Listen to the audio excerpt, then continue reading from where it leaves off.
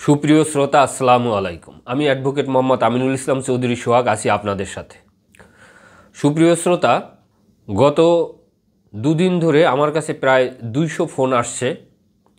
সেদিনকার আমি রিট নিয়ে যে ভিডিওটা করছিলাম, এই ভিডিওটা নিয়ে, এই ভিডিওটার যে মূল থিমটা অনেকে ধরতে পারছে, আবার অনেকে কিন্তু ধরতে পারেনি। এখানে মূল যে সমস্যাটা আপনাদের ভিতরে আমি উপলব্ধি করতে পারতেছি সেটা হলো এই যে নতুন ভূমি আইন, ভূমি অপরাধ প্রতিরোধ এবং প্রতিকার, এই আইনটিতে মূলত নির্বাহী ম্যাজিস্ট্রেটের ক্ষমতার কথা বলা হয়েছে। কিন্তু অনেকে দেখা যায় যে তারা দেওয়ানি আদালতে তাদের মামলা চলমান, সে মামলা থাকা অবস্থায়ও তারা এই আইনে আবার নতুন করে কোনো রেমেডি পাবে কি না ইত্যাদি সম্পর্কে নানা প্রশ্ন আমাকে করে আসতেছে। আজকে আমি এই ভিডিওর মাধ্যমে এই দুইটা আইন, অর্থাৎ একদিকে দেওয়ানি আইন, অন্যদিকে সিআরপিসিতে যে নির্বাহী ম্যাজিস্ট্রেটকে যে ক্ষমতা দেওয়া হয়েছে, এই দুইটা আইন সম্পর্কে একটু ব্যাখ্যা বিশ্লেষণ করার চেষ্টা করব, যাতে আপনাদের একটা পরিষ্কার ধারণা এই সম্পর্কে জন্মায়। আশা করি সবাই সঙ্গে থাকবেন এবং ভিডিওটি ভালো লাগলে অবশ্যই লাইক, কমেন্ট, শেয়ার করবেন এবং অবশ্যই চ্যানেলটি সাবস্ক্রাইব করে দিবেন। সাবস্ক্রাইব করতে ভুলবেন না।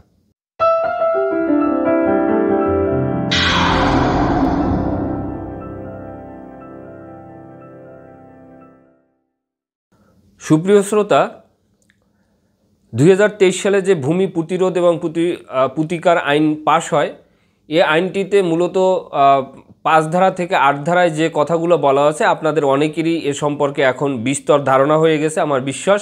কারণ আপনারা এটা সম্পর্কে এতটাই স্টাডি করেছেন যে একজন লয়ারের থেকে আপনারা এই সম্পর্কে কম বুঝেন না। কিন্তু আপনাদের ভিতরে কিছু ভুল ধারণা আছে। সেটা হলো সিআরপিসির 64, 65, 82, 83, 84, 95, 2, 100, 105, 107, 109, 126, 127, 128 এবং 142 আরও কিছু ধারা আছে। এই ধারাগুলোতে নির্বাহী ম্যাজিস্ট্রেট যে ক্ষমতা দেওয়া হয়েছে, সেই ক্ষমতায় সম্পর্কে আপনাদের একটা ধারণা স্পষ্ট হওয়া দরকার। সেটা হলো কি, এখানে বলা হয়েছে নির্বাহী ম্যাজিস্ট্রেটরা যে ক্ষমতা প্রয়োগ করতে পারবে।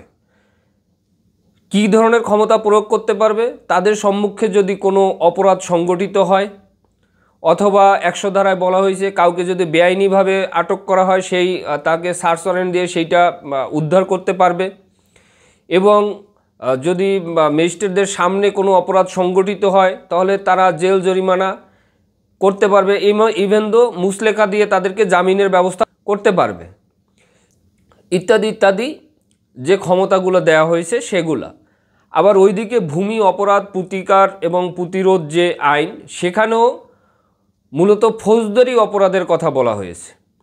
অর্থাৎ এই আইনের অধীনে যে অপরাধগুলো সংগঠিত হবে সেগুলো সবই ফৌজদারি অপরাধ। আর যেহেতু ফৌজদারি অপরাধ, সেই ক্ষেত্রে নির্বাহী ম্যাজিস্ট্রেটদের ক্ষমতা দেওয়া হয়েছে এই জন্য যে তাৎক্ষণিকভাবে যাতে তারা এই ব্যবস্থাটা গ্রহণ করতে পারে। এখন দেখা গেছে আপনারা গোলায় ফেলতেছেন। কীরকম? 2023 সালের যে ভূমি অপরাধ প্রতিরোধ এবং প্রতিকার আইন, সেই আইনে নির্বাহী ম্যাজিস্ট্রেটদের ক্ষমতা দেওয়া হয়েছে তাৎক্ষণিকভাবে অ্যাকশনে যাওয়া। অর্থাৎ 2-4 বছর বা 2-4 মাসের মধ্যে যদি কারো ভূমি যদি বেদখল হয়ে থাকে এবং সে যদি এই সমস্যায় সাপার হয়ে থাকে, তাহলে সেই ক্ষেত্রে তাৎক্ষণিকভাবে ব্যবস্থা নেওয়ার।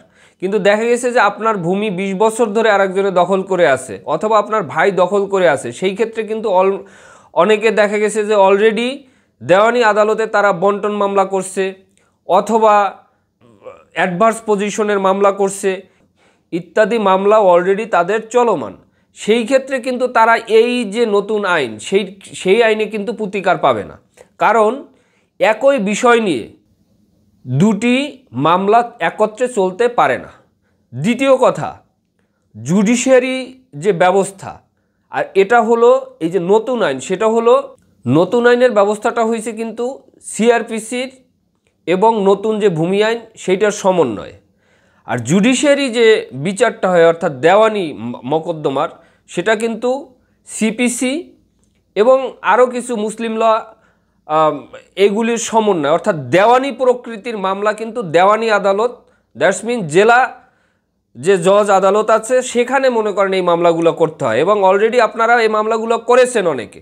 এই মামলা করেও আমাকে ফোন দিয়েছেন যে ভাই আমার মামলা এই অবস্থায় চলমান, আমি কি নতুন করে এই মামলা করতে পারবো কি না, এই মামলা আবার কোনো সমস্যা হবে কি না, ইত্যাদি ইত্যাদি নানা প্রশ্ন।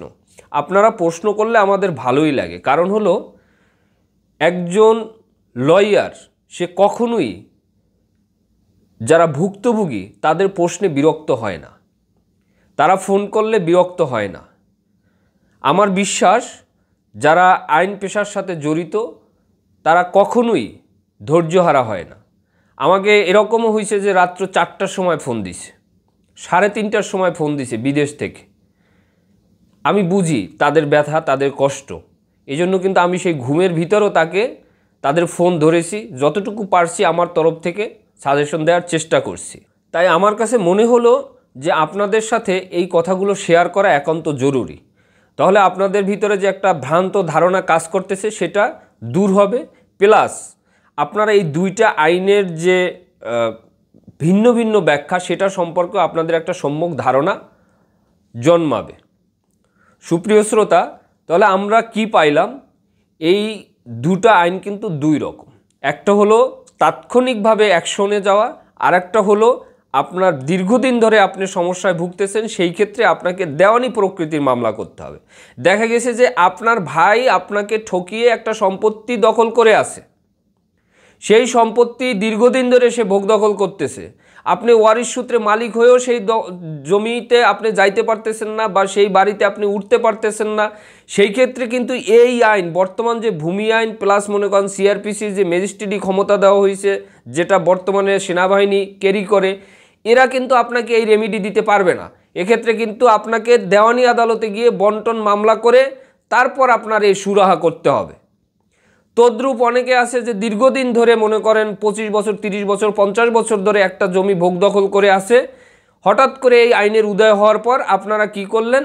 এইটা নিয়ে নাড়াচাড়া শুরু করলেন, দৌড়দৌড়ি শুরু করলেন। এখন দেখা গেছে ওই ভদ্রলোক আবার অ্যাডভার্স পজিশনের মামলা করে দিছে, অর্থাৎ বিরুদ্ধ দখলের মামলা করে দিছে। এখন এই বিরুদ্ধ দখলের মামলা যদি আপনি ফয়সালা না করে এসে হঠাৎ করে এই আইন প্রয়োগ করতে বলেন, তা কিন্তু হবে না। কারণ দেওয়ানি আদালত হইছে একটি বিচারিক আদালত, যেটা জুডিশিয়ারি বিচারকরা সেখানে থাকে, যে জাজগুলো আসে জুডিশিয়ারি সার্ভিস কমিশনের মাধ্যমে, তো তাদের বিচারিক ক্ষমতা দেওয়া হয়েছে আলাদাভাবে, এবং এটা একটা স্বাধীন বিচার ব্যবস্থা। সেইখানে তারা হলো উচ্চ আদালত। এই আদালতের কোনো মামলা চলমান থাকলে এই ম্যাজিস্ট্রেট আদালত সেই সম্পর্কে কোনো মামলা গ্রহণও করতে পারে না এবং শোনারও ক্ষমতা তাদের নেই। তাই আপনাদেরকে বুঝতে হবে, যখন কোনো দেওয়ানি আদালতে মামলা চলমান থাকবে তখন সেই একই বিষয় নিয়ে আপনারা কিন্তু দ্বিতীয় মামলা করতে পারবেন না। এটা আইনে স্পষ্টই বলা আছে যে একই বিষয় নিয়ে দ্বিতীয় মামলা হয় না, এটা বাধার সৃষ্টি করে। তাহলে আমরা স্পষ্টতই বুঝলাম যে একটা মামলা চলমান অবস্থায় আর একটা মামলা চলবে না, এক। দ্বিতীয় কথা, সিআরপিসির যে ম্যাজিস্ট্রেটি ক্ষমতা দেওয়া হয়েছে, যে যে ধারাগুলো আমি অলরেডি বললাম সেই ধারাগুলোতে, এবং নতুন ভূমি আইনের 5 থেকে 8 ধারা পর্যন্ত যে ক্ষমতাগুলো দেওয়া হয়েছে সেই ক্ষমতা পালন করবে নির্বাহী ম্যাজিস্ট্রেট, যারা মোবাইল কোর্ট পরিচালনা করার একমাত্র এখতিয়ার আছে।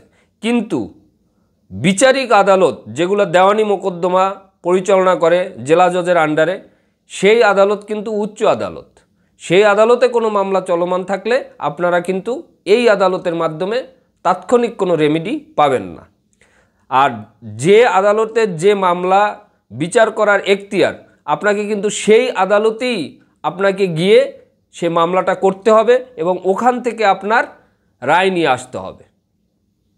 আশা করি আজকে আমার এই আলোচনার মাধ্যমে আপনাদের একটা স্পষ্ট ধারণা হয়েছে। তারপরও যদি কোনো প্রশ্ন থাকে কমেন্ট বক্সে কমেন্ট করবেন, প্রয়োজন বোধে ফোনও দিতে পারেন। আমি অন্তত বিরক্ত হব না। অন্য অনেকে বিরক্ত হতে পারে, কিন্তু আমি বিরক্ত হব না। আপনাদের প্রয়োজনে ফোন দিতে পারেন, আমি যতটুকু পারি আপনাদের এ সহযোগিতা করে যাব। তবে আমার রিকোয়েস্ট থাকবে, যারা এই ভিডিওটি দেখছেন তাদের কাছে অবশ্যই এই ভিডিওটি শেয়ার করবেন এবং লাইক দিবেন এবং হাম্বলি রিকোয়েস্ট থাকবে এই চ্যানেলটি সাবস্ক্রাইব করার জন্য। ধন্যবাদ। আসসালামু আলাইকুম।